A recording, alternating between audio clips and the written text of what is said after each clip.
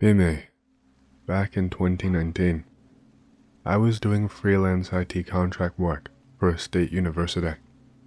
Most of the time, I was just installing new systems, sometimes migrating ancient data from dusty hard drives. This also usually involved trying not to inhale too much mold inside their older buildings. One job that I had was out at their agricultural extension campus. It was a bunch of low-traffic labs and greenhouses way out in a rural part of the state.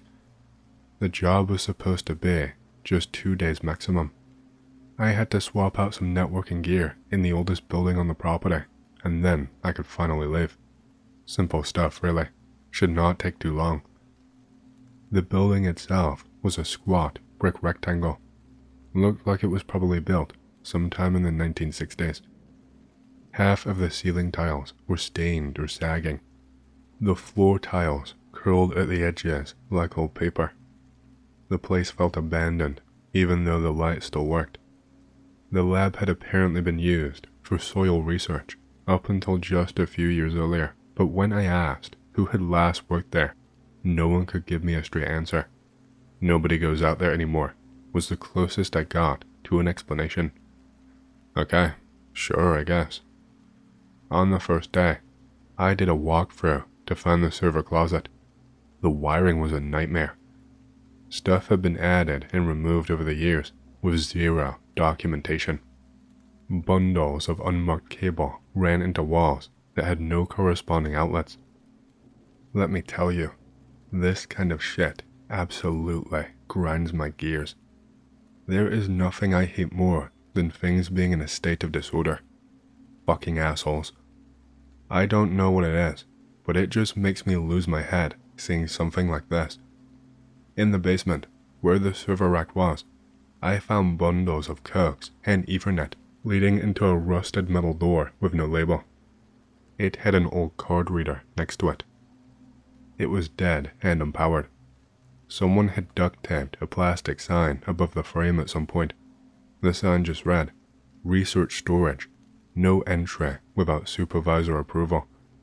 Naturally, I did not have that kind of access, and I was not curious enough to get myself into any trouble. That isn't my kind of deal. I like schedule and order, and I do not like to deviate if I don't have to. I got the replacement gear installed, cleaned up, and then left a note for whoever the hell was supposed to be managing the building. Believe me, it was as passive-aggressive as I could possibly be without being unprofessional. Just my own small way of rebelling, I guess. After that, I went right back to my hotel. That night, I got a call. Weird to be getting a call so late on in that night. My eyes were glued together, and I had to pry them loose by blinking really fast. I think I remember peering over at the alarm clock on the dresser drawer, and it said something like 1 in the morning. Absolutely ridiculous. It was a company number, it looked like. Can't remember which department, but I had the number saved in my phone. Like the genius I am, it was just saved as Work 5. Fucking idiot. When I answered, nobody spoke at first. I was already not in the mood, so this made me really impatient, and I immediately kept saying, "Hello?" really loudly until someone finally responded. Then, a man's voice said, "Don't plug anything into the wall in the switch labeled 3B. That's all. Click. Deadline."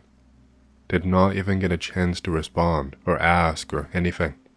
I assumed it was just a prank. Some technician screwing around.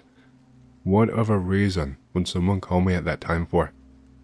But then, when I went back the next morning, sure enough, on the lower wall in the basement near the server rack was a little toggle switch labeled in faded marker as 3B. It was not connected to anything obvious, just a small conduit pipe that ran straight into the concrete wall. I did not touch it. I got my stuff together and was ready to leave. I had pretty much finished everything I had needed to do, but something kept pulling at me. The rusted door, the warning, the unmarked switch. The job was routine until it wasn't, and now I wanted to know why. Who was that on the phone? So, I went back upstairs and checked the electrical room. Like I said, something like this is rare for me. A change in schedule makes me feel uneasy. Like literally, my stomach will get a sick feeling and I will just feel uncomfortable. All that to explain how seriously weirded out I was by this to go and do this. I found the breaker box tied to the basement area and saw one breaker flipped off. It was labeled storage power. Against my better judgment, I flipped it on. Back downstairs, the card reader by the rusted door had a blinking red light now. I went back to my gear bag and dug out a universal bypass card. It was a tool I had used before on similar old readers. I waved it in front of the panel, and to my surprise, the lock clicked open. The air that hit me was stale and dry. It had a strange, chemical tang. I stepped inside. The room beyond was not a storage closet. It was a lab, about 40 feet long, with rows of workbenches and glass front freezers lining the walls. The overhead lights buzzed weakly, but still worked. Dust lay thick over everything. It looked like whoever had used the room last had left in a hurry. But what really stood out were the jars, hundreds of them, lined up on steel shelves against the far wall, each one filled with cloudy yellow preservative and what looked like plant material. Roots, stalks, leaves, but the forms were all wrong. Some looked like tiny human hands made of bark, others like fetal animals twisted from vines, all carefully labeled with dates, codes, and what looked like geographic coordinates. I assumed that must be where they got them from. Then I saw the far wall, a full corkboard covered in pinned photographs, each Polaroid showing remote wilderness, mountains, deserts, swamps. Pinned beneath them were laminated tags with words like Excavation 7 and Sample Incomplete, Do Not Cultivate. One image showed what looked like a dig site in red soil, with a bulbous black shape half buried in the ground. Written in pen next to it was, Still Active. My stomach turns. Turn around to leave and hear a low, mechanical hum behind me. One of the freezers is powering on. Curiosity got the better of me. I opened it. Inside, a series of steel trays were arranged like morgue slabs. On one tray was a mass of vines, coiled tightly like muscle tissue, with sharp, thorn-like projections along its edges. It was strapped down with industrial clamps and metal wire. A digital panel on the side flickered, containment unstable, lockdown code required. And that was it. I was done. I shut the freezer and left the room as fast as I could, relocking the door and flipping the breaker off again upstairs. I left the building, got in my car, and did not look back, not even once. Later that night, I checked the coordinates from one of the sample tags. I had felt way too uneasy to stick around and write them all down, but I did make a mental note of just one of them and then wrote it down as soon as I got home. It led to a stretch of forest that had been closed for erosion management since 2004. No mention of any excavations. I searched online for anything. Botanical studies, excavation projects, research papers. Nothing. No papers, no grant records, nothing at all that I could find. Called the IT office, pretending I needed to follow up on the AG lab job. Guy on the phone said, "That contract is already closed out. Don't worry about it," and hung up. Then about a month later, I saw something online. An article buried in a local news site for the state university. Headline was, "Campus Greenhouse Expansion Halted Due to Sinkhole Concerns." But the image used in the article was not of a greenhouse. It was the back end of the AG Extension campus, right near the building I had worked in. Caption said, "Unstable foundation discovered during preliminary excavation." Text of the article was weirdly vague. No mention of injuries, no engineering firm quoted, just one campus PR statement about environmental safety. A month later, I got a notice that my contract was not being renewed. Fine, whatever. They owed me one final invoice anyway, so I sent it off and moved on. Found satellite images of the area from a public geology archive. Compared month over month, something had been cleared out. You could see tire tracks, equipment paths, what looked like a rectangular patch of disturbed earth. 6 months later, that same patch was covered in new growth, like nothing had been there at all. Hey, I hope you've enjoyed the story so far. If you do and you want to hear more, please leave a like and subscribe to my channel, and leave a comment down below, as it lets the algorithm know that you like my content and it promotes it to more people. My goal for the channel is to hit 50,000 subscribers, and we're closing in fast, so thank you, and back to the stories. One time, I went to the bar with one of my friends. I had just turned 21, so I haven't been to many bars up to that point. My friend was drinking on the way to the bar, so he was already pretty drunk when we got there. When I sat at the bar, a cute girl came and talked to me and my friend. She said her name was Candace, and I noticed she had really bright red hair. I assumed she dyed it. It was pretty, but unnatural. Anyways, this girl was flirting with me and my friend. She could tell my friend was already very drunk. To be honest, I played along like I was drunk already too, since it seemed to be working for my friend. I did not know if she was just trying to get free drinks, so I told her we did not have much money. She offered to buy us drinks. She kept buying us drinks, and I started to get confused as to who she liked between me and my friend. My friend went to the bathroom.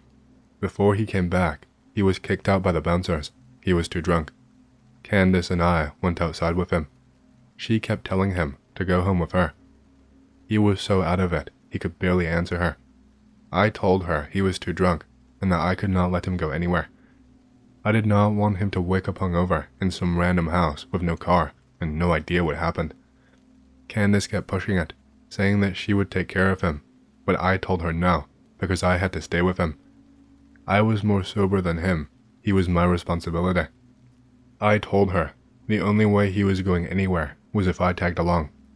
I assumed she thought that I was jealous or cock-blocking, but my friend could barely stand, and lost interest in Candace already at that point.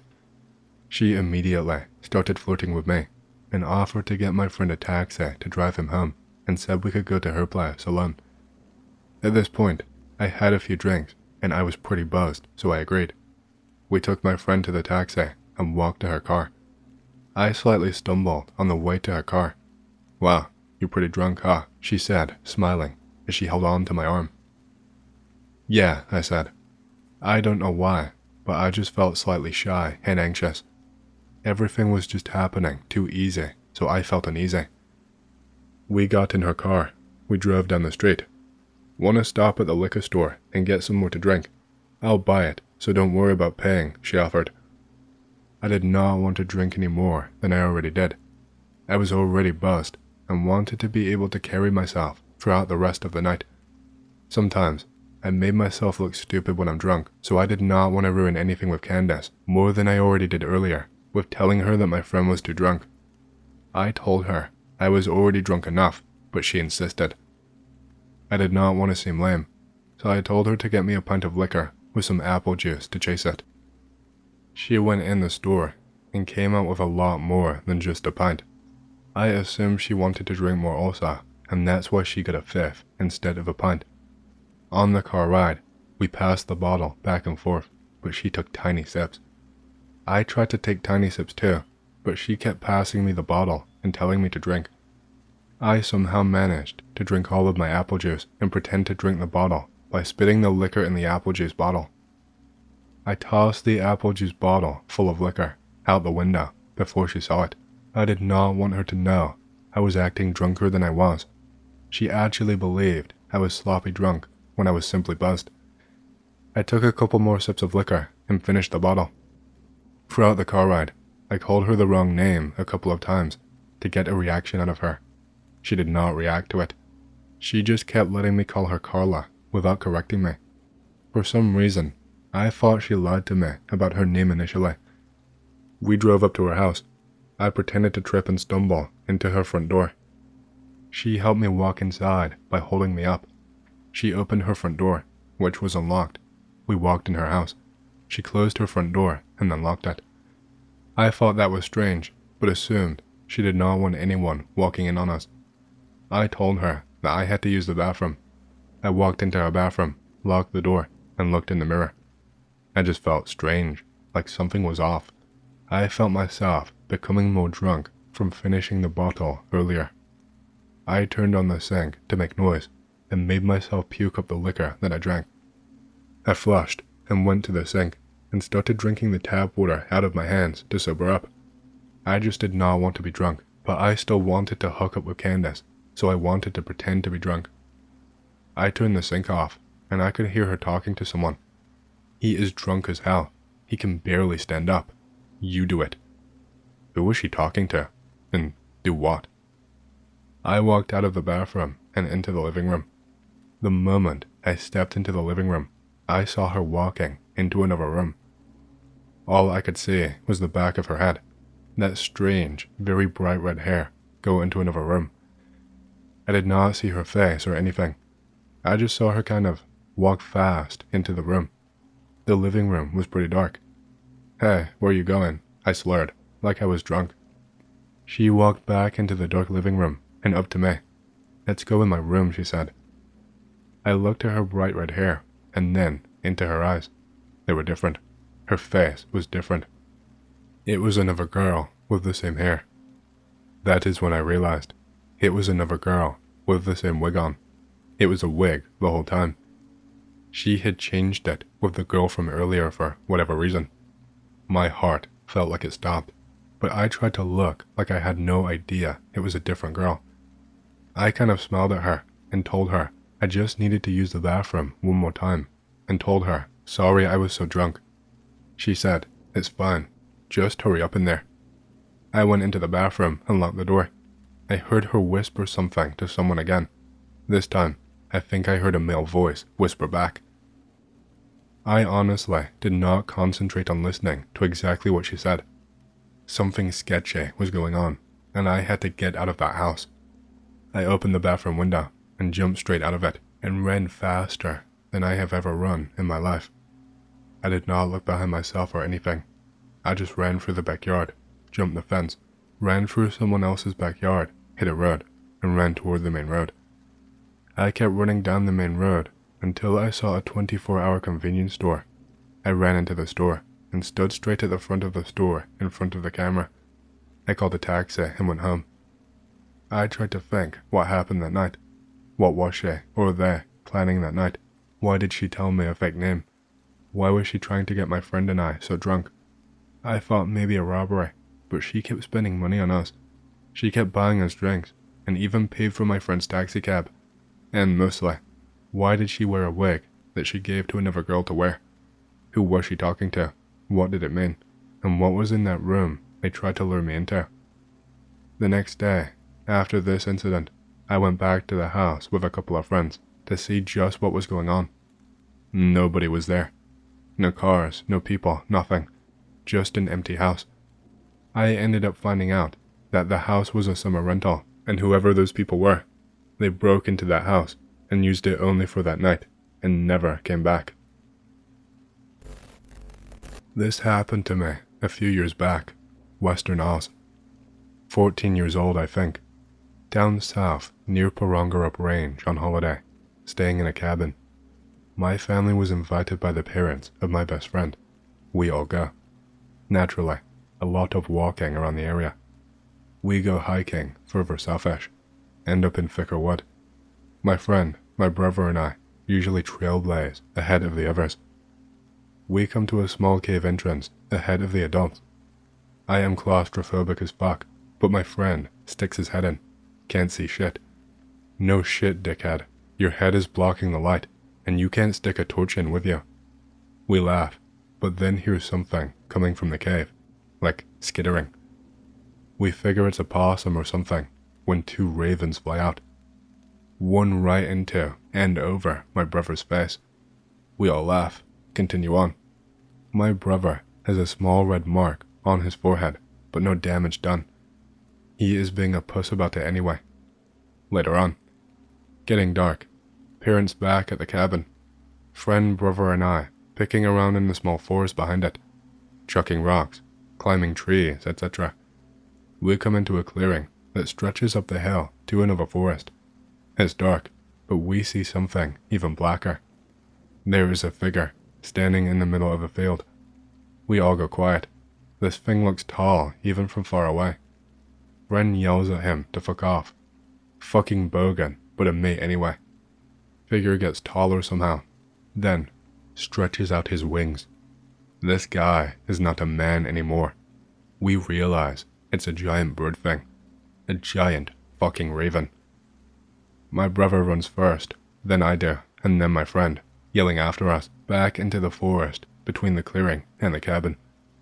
We run for a minute, then stop in the shadow of a big tree, thinking we lost it/him. Brother is crying. Friend says, we will be safe in the tree cover. Deaf bastard. What the fuck? Ravens live in forests.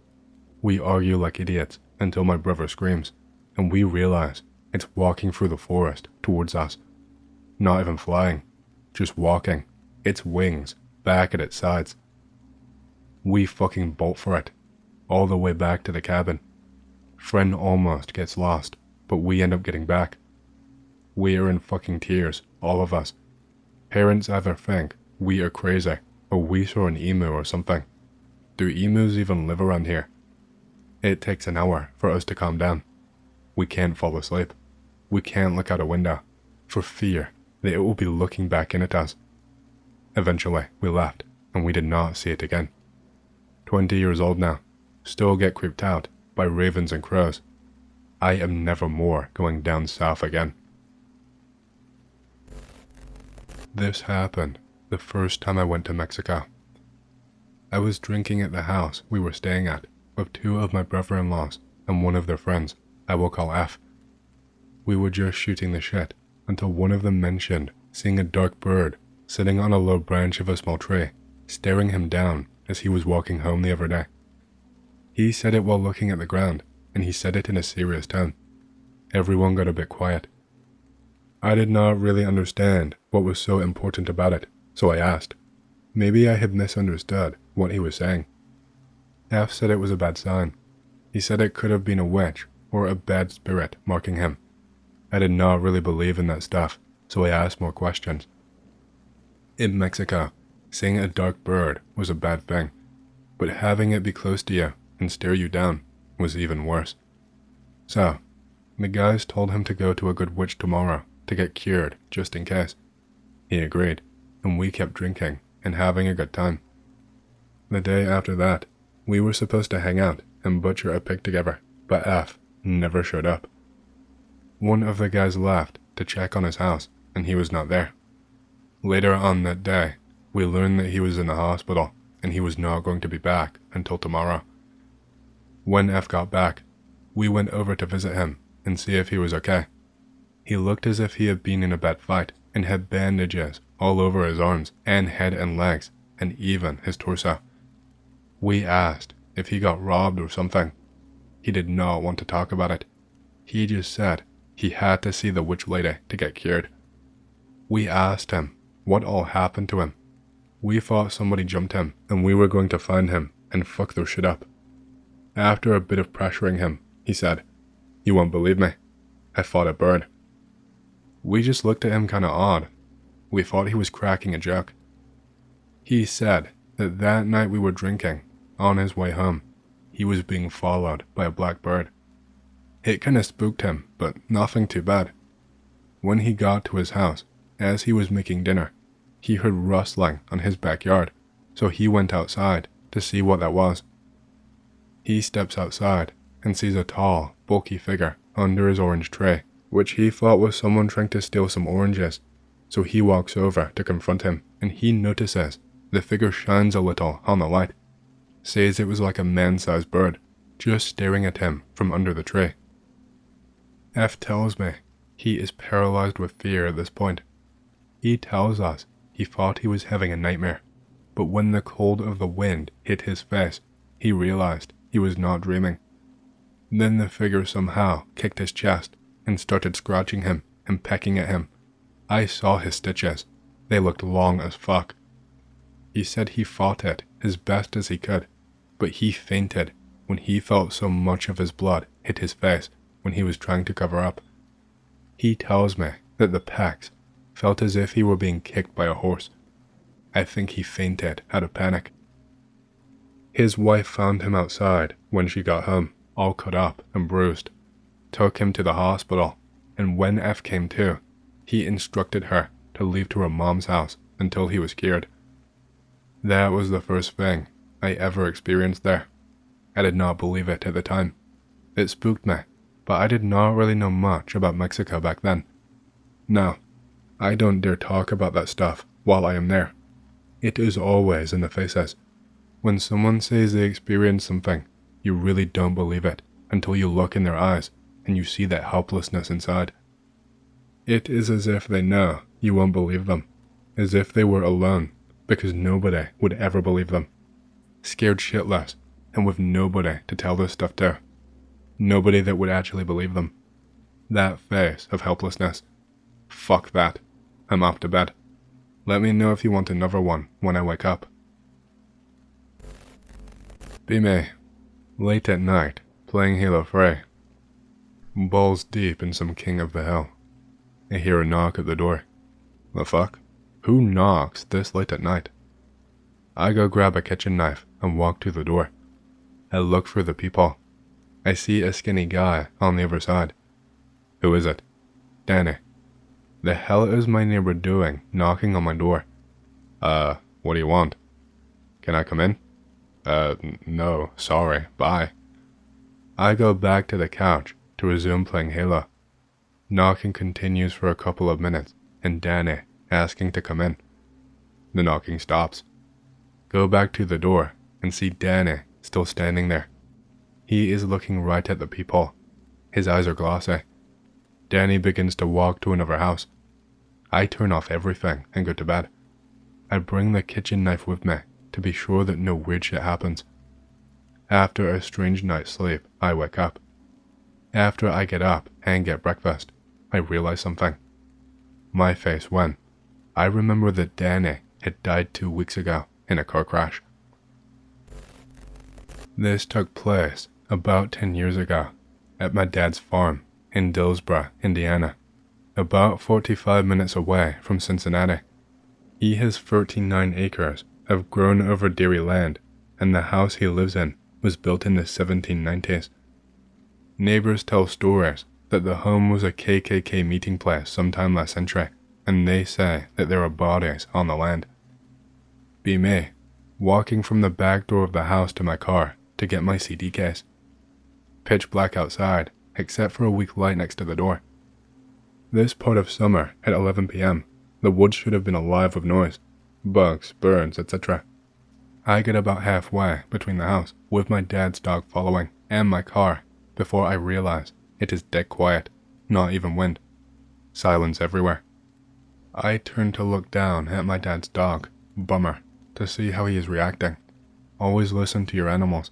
They can hear and smell more than you can. Bummer is not there. Never was.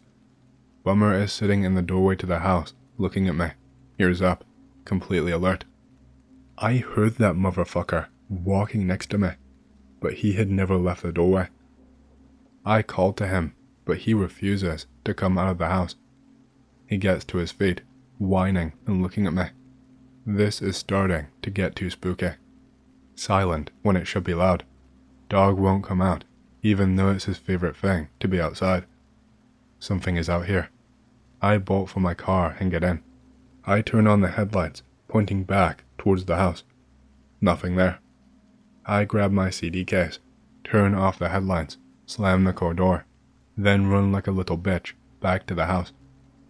The whole way back, it felt like something was chasing me. That feel of fingertips on the back of my neck. The dog is totally on guard. I have to grab his collar and pull him out of the way to shut the door. I ask my dad about it, and he says, "Oh, that. Don't worry about that. Won't talk about it any further." Too spooked to walk out later to leave by myself. What the fuck is in those woodsacks? Walking around downtown with Buddy, about 16 or 17. Get bored, go back to my car. Pass by dirty drunk dude. He strikes up a conversation by saying he liked one of our shirts or some shit. say thanks, and start to keep walking. Looks like a 40-year-old party boy that never quit partying. Sees me start to hop in my car to leave. Starts saying he lost his keys and wallet and needs a ride down the road. Smells like he washes his shirt in fucking beer. Negative on that. Say we are not going that way, and in a hurry. He starts saying he needs bus fare and does not want to walk. He is hardly standing and is almost begging. Tell him to fuck off and open my door. What the fuck did you just say? He goes full rage. Pulls out a shitty, curved pocket knife with a dirty ass blade. Freeze. Heart drops. This fucking drunk tweak is about to fucking stick me. Grab my police baton I kept in my car door, and I yell at him to fuck off. Friend is fucking frozen. Useless. Drunk bastard pacing, and at one point, he took some quick steps toward me, leaned forward, ready to stick me. After a bunch of yelling and the drunk bastard pacing, he gets far enough away for us to get in and speed off. The threat of being jabbed by a dirty homeless drunk with a dirty knife sticking me while my friend was fucking frozen still scares me today. I don't chill with that pussy boy anymore, by the way.